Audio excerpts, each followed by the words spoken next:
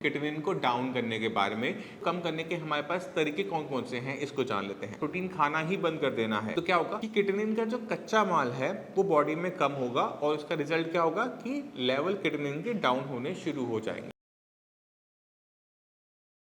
नमस्कार, मेरा नाम है डॉक्टर पुरु धवन और आज इस वीडियो में हम बात करने वाले हैं किटनिन को डाउन करने के बारे में कि अगर आप किडनी फेलियर के पेशेंट हो, अपना किटनिन डाउन करना चाहते हो, जीएफआर बढ़ाना चाहते हो तो कौन कौन से तरीके हमारे पास होते हैं। तो किटनिन जो होता है, समझने वाली बात है कि सब किसी की बॉडी में बनता है। एक किडनी फेलियर पेशेंट की बॉडी में भी बनता है और एक नॉर्मल हेल्दी इंडिविजुअल की बॉडी में भी किटनिन बन रहा होता है और ऑलमोस्ट सेम मात्रा में ही बन रहा होता है। बस फर्क इतना होता है कि किडनी फेलियर पेशेंट की बॉडी में किडनी उसको बॉडी से बाहर निकाल नहीं पा रही होती। जब वो निकाल नहीं पा रही तो किटनिन तो बन रहा है, निकल नहीं पा रहा तो इकट्ठा होना शुरू हो जाता है ब्लड में और वो हमें ब्लड में बढ़ता हुआ दिखता है KFT रिपोर्ट के अंदर कि किटनिन की वैल्यूज बढ़नी शुरू हो गई। अब जो GFR होता है, GFR की जो वैल्यू होती है वो हम किटनिन की वैल्यू से ही निकालते हैं कैलकुलेशन करके और वो आपकी एज, किटनिन की वैल्यू डालते हैं, मेल फीमेल डालते हैं तो एक सिंपल सा कैलकुलेटर होता है जो आपकी स्क्रीन पे आप देख पा रहे हो।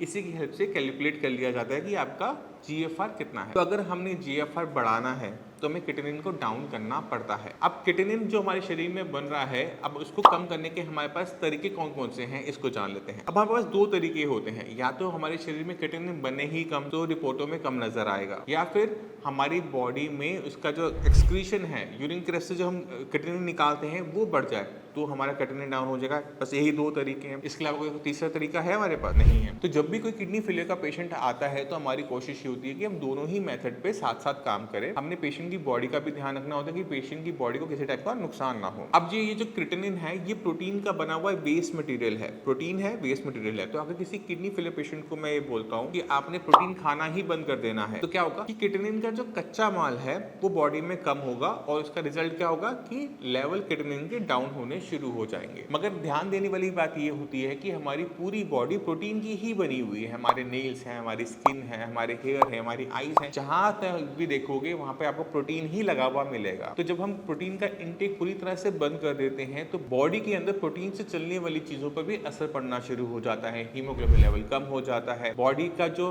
रिपेयर वर्क है वो नहीं हो पाता। तो प्रोटीन को पूरी तरह से बंद करने पे हमें बहुत बड़ा नुकसान होता है। शॉर्ट टर्म में किटनिन डाउन हो भी जाता है तो वहां पर वो रुक नहीं पाता है, क्योंकि किडनी को भी रिपेयर होना है। किडनी को रिपेयर होने के लिए फिर से हमें दोबारा से प्रोटीन चाहिए जो कि बॉडी में है नहीं। प्रोटीन कम होने की वजह से बॉडी में पानी भरना शुरू हो जाता है, नई दिक्कतें आनी शुरू हो जाती हैं। तो प्रोटीन का इंटेक हमने करना होता है बट वो बैलेंस्ड वे में करना होता है। बॉडी को हमने बस उतना ही प्रोटीन देना होता है जितना बॉडी उससे अपने जो बेसिक फंक्शंस हैं वो सारे परफॉर्म कर सके। तो हम क्या करते हैं, हम क्या अपने सारे पेशेंट्स को बोलते हैं कि आपने प्रोटीन का इंटेक करना है बट कम मात्रा में करना है। प्रोटीन वो लेना है जो इजीली डाइजेस्ट हो जाए, इजीली एब्जॉर्ब हो जाए और कम से कम मात्रा में किटनिन को बनाए। तो अब ऐसा प्रोटीन कौन सा होता है? ऐसा प्रोटीन होता है दाल। दालें बहुत आराम से एब्जॉर्ब हो जाती हैं। आपको बुखार होता है 100 का, 101 का, तो भी अगर आपके घर वाले आपको क्या कहते हैं, खिचड़ी खा लो। क्यों कहते हैं खिचड़ी खा लो? क्योंकि इसे डाइजेस्ट करना आसान होता है। तो हम क्या करते हैं कि जो खिचड़ी की दाल है, मूंग, मसूर और मोट, क्योंकि ये तीनों दालें बहुत हल्की होती हैं, डाइजेस्ट करने में आसान होती हैं, यहाँ से हम प्रोटीन का सोर्स लेते हैं। दूसरा सोर्स हम क्या लेते हैं, वो है मिल्क। मिल्क बहुत इजीली एब्जॉर्ब हो जाता है बॉडी में, बहुत ज़्यादा दिक्कत नहीं करता। जिनको दूध डाइजेस्ट हो जाता है उनके लिए दूध सफिशिएंट रहता है, बट इनकी मात्रा भी इंपॉर्टेंट है कि हम कितनी मात्रा में इन्हें कंज्यूम कर रहे हैं। दूध ज़्यादा लोगे फॉस्फोरस बढ़ेगा, कैल्शियम बढ़ेगा, तो वो दिक्कत पैदा कर देता है। दालों का इंटेक ज़्यादा करोगे तो वहाँ पर प्रोटीन बॉडी में ज़्यादा होने की वजह से किटनिन ज़्यादा हो जाएगा। तो हमने क्या करना है, हमने 1 बाउल ऑफ दाल, हम जो दाल खाते हैं वो, और हमने 1 कप ऑफ मिल्क, कोई एक चीज ले लेनी होती है क्योंकि इतना ही प्रोटीन हमें चाहिए होता है डेली डे अपने जो फंक्शंस करने के लिए। प्रोटीन की जो रिक्वायरमेंट है इसमें कंप्लीट हो जाती है। तो दाल अब हमने जो लेनी है तो हम दाल को थोड़ा पतला पतला लेते हैं, गाढ़ी गाढ़ी दाल नहीं लेते, पतली पतली दाल लेते हैं जिससे बॉडी में प्रोटीन कम जाए और जाए जरूर। बस इससे क्या होगा, हमारे काम बन जाएंगे। तो इससे हमें फायदा क्या मिलता है, किटनिन को कंट्रोल करने में हमें हेल्प मिल जाती है। जैसे मैंने आपको दूसरा तरीका बताया था कि 2 तरीके होते हैं, वो है किडनी की फंक्शनिंग बढ़ाकर भी हम किटनिन को डाउन कर सकते। तो यहाँ पर आपको समझने वाली बात है कि जो ट्रीटमेंट है किडनी फेलियर का वो यही है। हम डाइट से कुछ टाइम तक कुछ होल्ड कर सकते हैं, बट आप सोचो कि अगर आपकी उम्र 40 साल है तो एक इंसान की जो उम्र होती है वो 80 साल तक हम एवरेज मान के चलते हैं। अगर 40 साल में अभी किडनी खराब होनी शुरू होगी तो अगले 40 साल क्या आप खाने पीने को बहुत ज्यादा टाइट रख पाओगे? नहीं रख पाओगे। इसी वजह से हमने पहले रखा बैलेंस डाइट जिसके अंदर प्रोटीन की मात्रा है, कम है बट मात्रा है। अब हम क्या करेंगे, हम क्रिएटिनिन को यूरिन के रास्ते बाहर निकालेंगे। इसके लिए आपको थोड़ा सा किडनी को समझना पड़ता है। जो किडनी जो है वो छोटे छोटे नेफ्रॉन से बनी हुई होती है, जो आपके स्क्रीन पर आ रहा है, देख रहे हो आप इसको। जब किसी को नुकसान होना शुरू होता है तो इन छोटी छोटी ही यूनिट्स को नुकसान होना शुरू हो जाता है। तो पहला फर्ज क्या बनता है डॉक्टर का और पेशेंट का, कि जिसकी वजह से किडनी को नुकसान हो रहा है उसको कंट्रोल में लेकर आए। कुछ चीजें ऐसी हैं जो हमारे इंसानों के कंट्रोल में होती हैं, जैसे बीपी और शुगर। 80% जो किडनी फेलियर के केसेस होते हैं वो बीपी और शुगर की वजह से ही होते हैं। अगर मान लो कि आपकी किडनी को बीपी से नुकसान हो रहा है और बीपी आपका हाई बना रहेगा तो उसका इंपैक्ट क्या होगा कि किडनी को नुकसान चलता रहेगा, क्रिएटिनिन की वैल्यूज बढ़ती चली जाएंगी और फाइनली किडनी एंड स्टेज में पहुंच जाएगी। तो पहला काम कि आपने आइडेंटिफाई करना है कि किडनी को नुकसान क्या चीज पहुंचा रही है, क्या वो बीपी है या वो फिर शुगर है। एक बार आपने आइडेंटिफाई कर लिया, आपसे नहीं हो रहा, डॉक्टर ने कर लिया कि बीपी से आपकी किडनी खराब हो रही है या फिर शुगर से किडनी खराब हो रही है, दोनों की वजह से किडनी खराब हो रही है, तो आपका पहला फर्ज और डॉक्टर का पहला फर्ज क्या बनता है कि बीपी शुगर को हर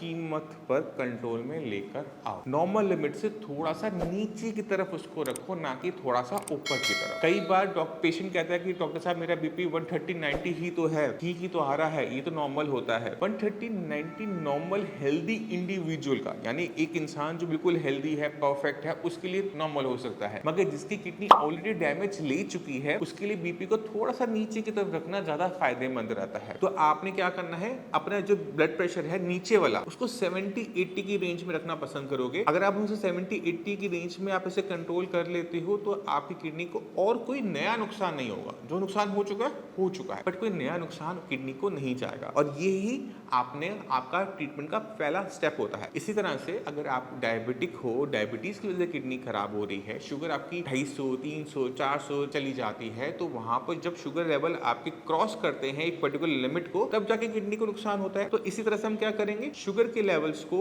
हम कंट्रोल करने की कोशिश करेंगे कि वो हर टाइम, चाहे फास्टिंग हो, पीपी हो, चाहे वो रैंडम शुगर हो, वो 180 से नीचे रहे। खाना खाने के बाद शुगर बढ़ती है तो हम कोशिश करेंगे कि वो 180 को टच करके वापस नीचे आ जाए या उसको टच भी ना करे। इससे फायदा क्या होता है, आपकी किडनी को जो नुकसान पहुंच रहा है शुगर की वजह से वो कंट्रोल हो जाएगा। अब इसके लिए आपको चाहे इंसुलिन लेना पड़े, चाहे अपनी मेडिसिन की मात्रा को बढ़ाना पड़े, खाने पीने में बदलाव करना पड़े, एक्सरसाइज को ऐड करना पड़े, क्या फर्क पड़ता है, किडनी तो बच रही है ना। तो ये चीज बहुत जरूरी हो जाती है। इसी तरह से अगर बीपी से किडनी खराब हो रही है, अगर नमक आपको खाने में कम करना पड़े, खाने में से अचार पापड़ निकालने पड़ते हैं, क्या फर्क पड़ता है, उससे जिंदगी तो रुकती नहीं है और उससे हमारी किडनी को नया नुकसान होना बंद हो जाता है। तो ये बहुत इंपॉर्टेंट चीजें होती हैं। अगर ये करने के बाद भी कंट्रोल में नहीं आ रहा तो आपने मेडिसिन को वहां प्लेस करना है। मेडिसिन को आपने इस तरह से प्लेस करवाना है कि आप उसको कंट्रोल अच्छी तरीके से कर दो। अगर डॉक्टर अपनी, जब भी कोई पेशेंट डॉक्टर के पास जाता है तो डॉक्टर अपने आइडिया से पहले मेडिसिन को प्लेस करता है, और वो जरूरी नहीं है कि आइडिया सही जाए, वो एज्यूम्पशन के ऊपर होता है कि ठीक है पेशेंट को ये दिक्कत है, पेशेंट का बीपी इतना हाई जा रहा है तो इसको ये वाली डोसेज की मेडिसिन जाएगी, तो हम आइडिया से पहले मेडिसिन को प्लेस करते हैं। मगर क्या होता है कि पेशेंट की जो अगली विजिट होती है वो 1 महीने बाद होती है। अगर बीपी पहले हाई था, अब नीचे की तरफ आया, बट वो स्टिल हाई है, नॉर्मल लिमिट से ऊपर है, तो पूरा महीना किडनी को डैमेज चलता रहता है और अगली रिपोर्ट फिर से खराब आ जाती है। तो पहला फर्ज आपका क्या बनता है, मेडिसिन शुरू करना। मेडिसिन शुरू करने के बाद फर्ज बनता है कि डेली बेसिस पे अपनी बीपी और शुगर को मॉनिटर करना और एक चार्ट बना लेना कि मेरा बीपी कितना हाई जा रहा है और मेरी शुगर कितनी हाई जा रही है। बीपी को जब हम टेस्ट करते हैं तो मेडिसिन खाने से पहले टेस्ट करते हैं, मेडिसिन खाने के बाद नहीं। तो सुबह उठते पहला काम क्या है, बीपी चेक, उसके बाद बीपी की मेडिसिन खाओगे। क्यों करोगे, क्योंकि बीपी हमें 24 घंटे 365 दिन और बहुत लंबे ड्यूरेशन के लिए कंट्रोल में रखना पड़ता है। अगर मेडिसिन लेने के बाद बीपी कंट्रोल में आ जाता है और कुछ घंटों के बाद फिर वो बढ़ना शुरू हो जाता है, तो वहां क्या होता है कि हम हर टाइम तो बीपी की मशीन लगा के बैठे हुए नहीं है, बीपी दोबारा से बढ़ता है, फिर किडनी को डैमेज करता है। अब ये जो थोड़ा डैमेज जो बीपी करता है बीच में, 2 मेडिसिन के बीच में जो थोड़ा सा डैमेज कर देता है, प्रॉब्लम क्या होती है, उससे डैमेज का बढ़ता चला जाता है, क्रिएटिनिन लेवल बढ़ते चले जाते हैं। तो हम क्या करेंगे, हम मेडिसिन खाने से पहले ही बीपी चेक करेंगे। बीपी ठीक है तो भी मेडिसिन खाएंगे, बीपी लो है तो मेडिसिन कम कर देंगे बट बंद नहीं करेंगे, ठीक है। और अगर बीपी हाई है तो मेडिसिन हम पूरी लेंगे और अपने डॉक्टर को कॉल करेंगे, पूछेंगे डॉक्टर साहब मेरा बीपी हाई आ रहा है, मुझे क्या करने की जरूरत है कि ये आज की तारीख में ही कंट्रोल हो जाए। तो नॉर्मली क्या करना होता है कि जो मेडिसिन आप 5 mg की ले रहे हो उसे 10 mg करना होता है, बस इतना फर्क होता है, इससे ज्यादा कोई फर्क हमें ज्यादा करना नहीं पड़ता। तो उससे क्या होगा, बीपी अच्छे तरीके से कंट्रोल में आ गया और हमारी जो कंडीशन है पहले से बेटर हो गई। तो ये तो बात हो गई कि किस तरह से हम बीपी शुगर को हमने कंट्रोल में रखना है और उसे कंट्रोल करने से हमें क्या फायदा होंगे। इसके बाद हमारा सेकंड स्टेप क्या बनता है कि किडनी की फंक्शनिंग को बढ़ाना। तो किडनी की फंक्शनिंग बढ़ाने के लिए हमें समझना पड़ता है कि बीपी शुगर ने किस तरह का डैमेज किडनी के अंदर किया है। जो किडनी के अंदर जो नेफ्रॉन्स हैं, जो सेल्स हैं, अगर वो मर गए हैं, टिश्यू मर गए हैं, तो वो जिंदा नहीं होने वाले। जो जिंदा है, अगर वो बीमार है, वो इन्फ्लेम्ड है, उनमें सूजन है, तो सूजन को कंट्रोल कर काफी हद तक आप अपने क्रिएटिनिन को डाउन कर सकते हो, क्योंकि वो पार्ट काम करने आ जाएगा। पहली चीज। दूसरी चीज, अगर हम किडनी की फंक्शनिंग को बढ़ाते हैं, क्योंकि किडनी के पास अपने फंक्शंस को बढ़ाने की ताकत होती है।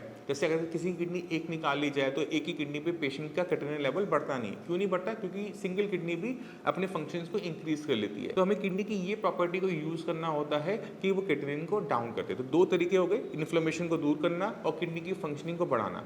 अगर हम ये सारी चीजें एक साथ कर लेते हैं तो पेशेंट के क्रिएटिनिन लेवल डाउन होने शुरू हो जाते हैं, जैसे कि आप इस रिपोर्ट्स में देख सकते हैं। तो आपने खुद देखा कि क्रिएटिनिन को डाउन करना, जीएफआर को बढ़ाने के लिए बहुत मेहनत करनी पड़ती है पेशेंट को भी और डॉक्टर्स को। और आपको समझना पड़ेगा अपनी बीमारी को, क्योंकि जिस दिन आप अपनी बीमारी को समझ जाते हो तो आप अपने दुश्मन को समझ जाते हो, और जब आप अपने दुश्मन को समझ गए तो उसकी कमजोरियां भी आप समझना शुरू कर देते हो और उन पे अटैक करना बहुत आसान हो जाता है। तो मैं उम्मीद करता हूँ इस वीडियो से आप काफी कुछ समझ गए। फिर भी माइंड में कोई भी डाउट है, कुछ भी पूछना चाहते हो, मैं अवेलेबल हूँ। आप मेरे डॉक्टर की टीम से भी बात कर सकते हैं, मुझसे भी आके मिल सकते हैं। इसी के साथ आप सुबह सुबह चलने की आगे चाहूंगा। मिलते हैं अगले वीडियो में, तब तक के लिए नमस्कार।